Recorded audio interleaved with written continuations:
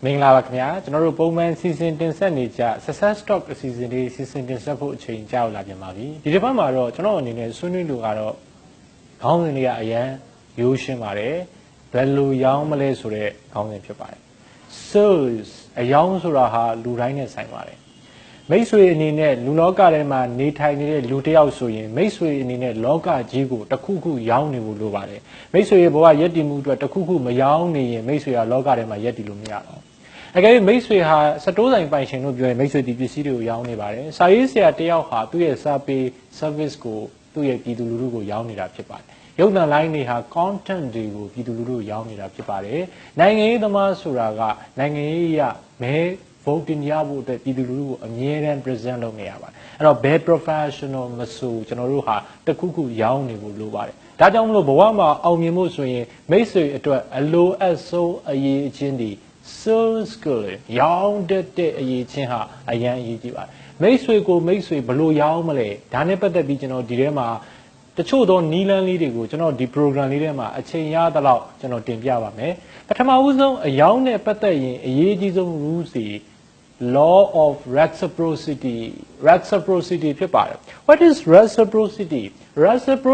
means အပြန်အလှန်ဖြစ်မှုနေရာမှာဖြစ်ပါတယ်အပြန်အလှန်ဖြစ်တယ်ဆိုတာဘာလဲဒီကဘာပေါ်မှာအရာခက်သိမ်းအပြန်အလှန်ရှိပါတယ်မိတ်ဆွေအနေနဲ့ sales နဲ့ပတ်သက်မှုတစ်စုံတစ်ယောက်နဲ့ negotiate လုပ်ရတော့မယ်ဆိုရင်သူနဲ့မိတ်ဆွေစတွေ့ပြီဆိုတာနဲ့အပြန်အလှန်တက်ရောက်မှုနေရာမှာရှိပါတယ်အပြန်အလှန်တက်ရောက်တယ်ဆိုတာဘာလဲတစ်ချက်ကျွန်တော်တို့တွေဟာတယောက်နဲ့တယောက် emotion တွေ exchange လုပ်နေပါတယ်တယောက်နဲ့တယောက်ခံစားချက်တွေအပြန်အလှန်တက်ရောက်မှုရှိပါတယ်မိတ်ဆွေအနေနဲ့လူတယောက်ကို openly lovely စပြီးတော့မိတ်ဆွေအနေနဲ့အပြူသဘောဆောင်ပြီး interact လုပ်လိုက်တာနဲ့အဲ့ဒီလူစီကအပြူသဘောဆောင်တဲ့တုံ့ပြန်မှုကိုရပါတယ်လူတယောက်ကိုတစ်ခါတလေကျရင်ကျွန်တော်တို့အနေနဲ့ရန်တွေးဖို့သွားတော့မယ်ဒီလိုငါရန်တွေးလိုက်မဟဲ့သွားလဲသွားသူကကျွန်တော်ကိုဖော်ရည်ပြူငါသာဆက်ဆံတယ်ကောင်းကောင်းမွန်မွန်ဆက်ဆံတယ်ကျွန်တော်ရန်ဖြစ်မဲ့စိတ်ဟာ automatically disappear အလိုလျောက်ပျောက်သွားပါတယ်ဒါကြောင့်မလို့တခုခုကိုစပြီး sales နဲ့ပတ်သက်ပြီးတစုံတရာစစ်ဆက်ညှိနှိုင်းတော့မယ်ဆိုရင် don't do no negative ဒါတွေနဲ့စမပြောပါနဲ့ yes အမြဲတမ်းစပါဥပမာဆိုပါစို့ကျွန်တော်တို့ company ရဲ့ဒီဆိုပါစို့ကျွန်တော်တို့ဒီ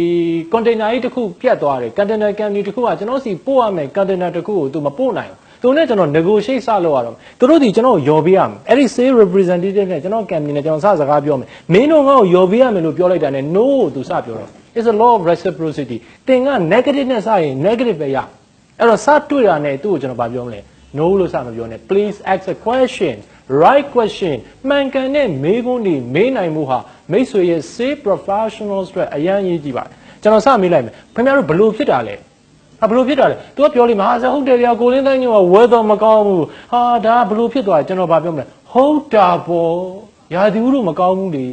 ေဟုတ်တာပေါ့လို့ပြောတာ तू ပြောတာကျွန်တော်တခုမှစန့်ကျင်တာမပါဘူးသို့တော်ဒီစကားထဲမှာခင်ဗျားမရောရဘူးလို့တခေါမှမပါဘူးဒါပေမဲ့ तू စိတ်ထဲမှာဘလို့ယူဆသွားလဲလင်းတိုင်းညက तू ပြောတာကို accept လုပ်တယ်ဟာဟုတ်တယ်ဗျာကျွန်တော်တို့ကဒါကြောင့် container ကြီးကဒီလိုဖြစ်သွားတယ်ဟုတ်တာပေါ့ကျွန်တော်တို့ကိုချင်းစားတယ်ဟာ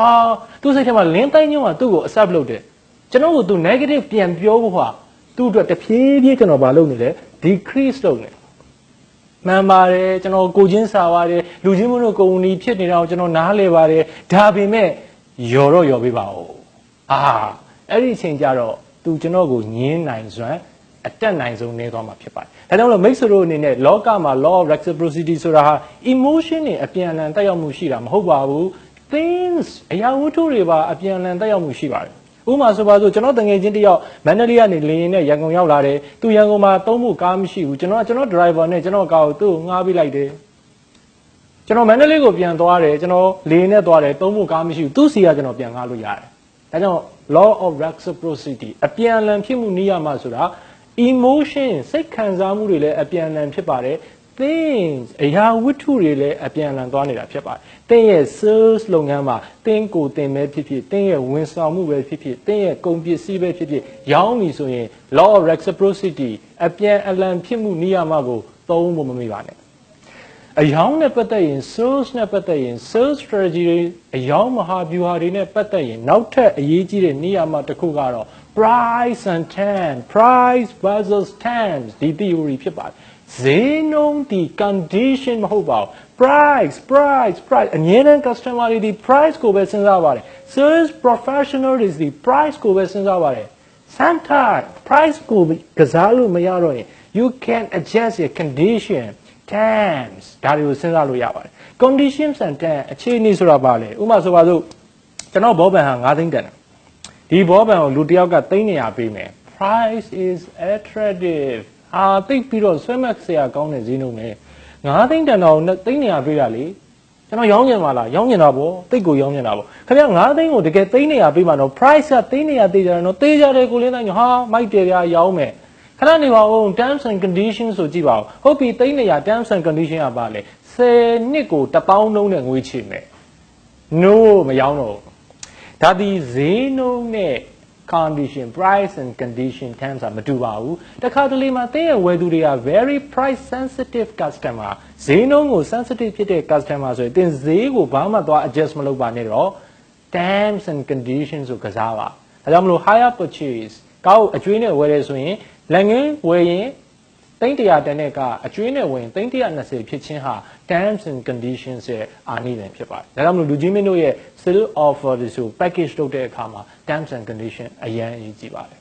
နောက်ထပ်အရေးကြီးတာတော့ law of appearance တဲ့တွင်ပြင်လက္ခဏာအလွန်အရေးကြီးပါတယ်တင်းဒီအယောင်သမားကောင်းဖြစ်ခြင်း professional appearance ဖြစ်ဖို့လိုပါတယ်လူတွေဟာ professional ဆန်ဆန်ဝစ်ဆင်ထားတဲ့သူတွေကိုပတ်စံများများပေးကြပါတယ်ကျွန်တော်တို့ပတ်စံများများပေးမဲ့သူဟာ professionally dress လုပ်ထားတာကိုကျွန်တော်တို့ပေးကြပါတယ်ဥပမာဆိုပါစို့အခုမှစားတောက်ဆိုင်အသစ်တစ်ခုဖွင့်မယ် new restaurant open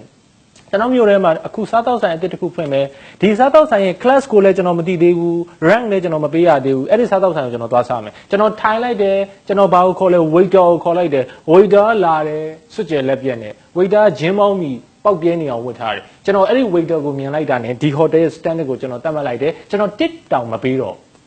အဲ့လိုပဲ restaurant တစ်ခုဖွင့်နေကျွန်တော်ဝင်သွားတယ် waiter ကိုကျွန်တော်ခေါ်လိုက်တယ် waiter လာတယ် suit ကိုဝတ်ထားတယ် necktie ကိုကြော့နေတာပဲ shoe ကပြောင်လက်နေတာပဲကျွန်တော် tips ပေးတာတော့9000အောင်မပေးရတော့အဲ့ဒီ waiter ကိုကြည့်လိုက်တာနဲ့ define the standard of their service ဒါကြောင့်တင်းရဲ့ personal life မှာတင်းဒီလွတ်လွတ်လပ်လပ်ဝတ်လို့ရပါတယ်ပျော်ပျော်ပါးပါးဝတ်လို့ရပါတယ်သို့သော professional life မှာplease dress professionally professional ဆန်စွာဝတ်စားပါထပ်ပြောပါမယ်လူတွေဒီ professional ဆန်ဆန်ဝတ်ထားတဲ့သူတွေကိုပတ်စံပို့ပေးခြင်းပါတယ်တင်းဒီလူတွေစီကပတ်စံပို့လို့ခြင်းပါလား please dress professionally ဒီနေရာမှာ professional dress တခုတည်းနဲ့တော့မရဘူး it's a physical လို့ပြောရင် mental ဖြစ်တဲ့တင်းရဲ့ product knowledge တင်း deliver လုပ်နေတဲ့ service နဲ့ပတ်သက်တဲ့ knowledge တင်းဒီကောင်းကောင်းရှိဖို့လိုပါတယ်ကျွန်တော်ရွှေဆိုင်တစ်ဆိုင်နဲ့ဝင်သွားမယ်ရောင်းတဲ့ကောင်မလေးကရွှေအကြောင်းကိုကျွန်တော်လောက်တော့မသိဘူးကျွန်တော်ဝယ်ဖို့သိပြီးတော့မစင်စားတော့ပါဘူးကျွန်တော် Apple iPhone ပေါက်ဝယ်မယ် iPhone ရောင်းတဲ့ sales girl sales point ဟာကျွန်တော်လောက်တောင် Apple အကြောင်းကိုမသိဘူးကျွန်တော်ဝယ်ဖို့ဒီဆိုင်မှာမသိကြတော့ပါဘူးကျွန်တော်ဝင်သွားတယ်အဲ့ဒီ sales person ကကျွန်တော်ကို Apple history ကအစအကုန်သိတယ် Apple functions တွေအကုန်သိတယ် Apple features တွေကို very amazingly present amazingly ကျွန်တော်ပြောနိုင်တယ်professional ကိုးစားမှု professional trust သူ့အပေါ်မှာကျွန်တော်ရှိသွားပြီသူဒီကျွန်တော်ကိုပစ္စည်းရောင်းတာမဟုတ်တော့ consulting sales ဒီခေတ်မှာအရင်အရေးကြီးပါတယ်သူအကြံပေးတာတော့ကျွန်တော်ဝယ်သွားပြီရွှေဆိုင်မှာကျွန်တော်ကိုးစားသွားပြီညီမလေးပဲရွေးပေးပါတော့ရွှေအကြောင်းညီမလေးကနားလေစသဖြင့်ကျွန်တော်တို့ဒီ customer ကိုရောင်းတာတွေမကပဲအကြံပေးပြီးရောင်းပါဒီခေတ်မှာ consult လုပ်ပြီးရောင်းပါကြွေပြားရောင်းမယ်ရိုးရိုးမရောင်းနဲ့ဘာကြွေပြားကတ်တင်နေဆိုတာ consult customer ကျွန်တော်တို့ကိုပို့ဝယ်လာပါလိမ့်မယ်professional ကိုးစားမှုကဘယ်လောက်အရေးကြီးလဲဆိုတော့ people don't buy the product and service လူတွေဟာပစ္စည်းတွေဝန်ဆောင်မှုတွေကိုဝယ်တာမဟုတ်ပါဘူး people buys people လူဒီလူကိုပဲဝယ်ပါတယ် because we are social beings ကျွန်တော်တို့ဟာ social beings ဆက်ဆံရေးတရားဖြစ်တဲ့အတွက်ကျွန်တော်တို့ရဲ့ sales တွေကိစ္စမှာ business ကိစ္စမှာ relationship ဟာတော်တော်ကိုအရေးပါပါတယ်ဒီနေရာမှာကျွန်တော်ဥပမာလေးတစ်ခုပြောပါမယ်ကျွန်တော်အဖွားကမျက်မှန်လုပ်ချင်တယ်ဈေးထဲမှာဗိုလ်ချုပ်ဈေးထဲမှာသူမျက်မှန်လုပ်နေကြဆိုင်ရှိတယ်ဆိုပါစို့မမှုရဲ့ဆိုင်ပေါ့မမှုရဲ့ဆိုင်ကိုသူဗိုလ်ချုပ်ဈေးမှာမျက်မှန်သွားလုပ်တယ်အဲ့ဒီနေ့ကမမှုမရှိဘူးမမှုဆိုင်ပိတ်တယ်အဲ့ဒီခါကျတော့အဖွားကဘေးနားဆိုင်မှာပဲမျက်မှန်လုပ်ခဲ့ရတယ်အခေတော့အဖွားဟာမမှုနဲ့ခင်နေပြီးသားအဲ့တော့သူနဲ့ခင်နေတဲ့ professional relationship ကမမှုနဲ့ရှိနေတယ်သူနဲ့တငယ်ချင်းလိုဖြစ်နေတယ်မမှုစီမှာမလုပ်ခဲ့ရတော့ကျွန်တော်ကြည့်တာတော့မမှုလုပ်တဲ့အတိုင်းပါပဲဒီမျက်မှန်ဘေးဆိုင်လုပ်တာလေအဲ့အဖွားကကျွန်တော်အိမ်ပြင်အောင်ထက်ကကြီးကြောင်ကြတယ်လင်းတိုင်းညွန့်ရဲ့မျက်မှန်ဘလို့ဖြစ်နေမှမသိဘူးမမှုလုပ်တာနဲ့မတူဘူးစေတနာမထားဘူးထင်တယ်အဲ့လိုကြီးကြောင်ကြတယ်နဲ့ကျွန်တော်တလားလောက်လဲနေရောမမှုပြန်ရောက်တဲ့အချိန်ဆိုင်ဖွင့်မဲ့အချိန်ရောက်တော့အဖွားကိုဆိုင်ပြန်ခေါ်သွားမမှုနဲ့သူနဲ့တွေ့တော့ဟေးတငယ်ချင်းအချင်းချင်းတွေ့ပြီးနေဟာနေပဲသွားနေတာလေအေးငါခီးသွားနေလို့အေးငါမျက်မှန်ကိုကြည့်ပေးစမ်းပါဟာဟိုဘက်ဆိုင်ကလှုပ်လိုက်တာဘလို့စေတနာမထားမှမသိဘူးကျွန်တော်ကြည့်ရတော့တူတူပဲ Mamu yare, upon in Taiwan, I look beam and Yaman, anybody should be all, Lonio, upon a tajiri Lugis, same issue, the current Mamu win out Twala. Eh, Mamu, Jim and Yaman, Tachi. Eh, Linda Nyon Twila, Tula, Nabioda, Mamu, Yaman, G. Don't mean we are a ancient one. Mamu, a power GB jaw, the whole on a job. Papilu is a part to know Papa that had a Yaman, Mamma Bahu,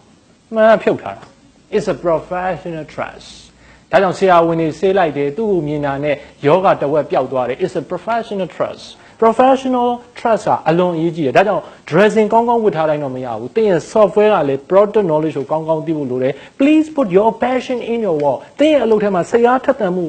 please left your work. They a local chipper. A local lonely material loba. Caminima winner lonely like Camini go pine the water labor. Company go pine the water lake than Taco company the water lake than generally behaviors in manners checking the Valime. General loaded a loaded my generally automua, Nasacha Valime. Sending on me, every company go, then they get by my limit. Now go. Professional rules go Timiroma, sales go being a low swing. Generally, sales professional if you lame, all mine when any pilame, all mine professionals if you lame, all mine Yaman and Larry Pilame. All mine Yaman and Larry Pilain, Jalari, all mine Yaman and Larry Yala and all mine Yaman and Ogu, General Nine, the sound name of Pipare. General Alo to do a low messoye, Yaman and Oha. A name dreamer, Kabama, General Yauting, Yautite, Niago, Pianolama, Pipare. Jesu de Mare, General season Leo Jishu at 2 way, makes we go Jesu de Mare. Makes we in a general season, but the Pio Susia, Swinizia, Shin, Alma, Lulas, or common Yiga Yavare. General season, Bowman season, 10 centimeter season, Chite, Bowman, Jishu Genes, no, Genoye, Lena TV channel go subscribe to be Jishu Nagare. Makes we in a sales strategy now, Don't Chavio, Bawama, Almine, Yanama Goni. Our Yaman yet in Namazi, Sumong down like Pare. We must work together, we must build our nation.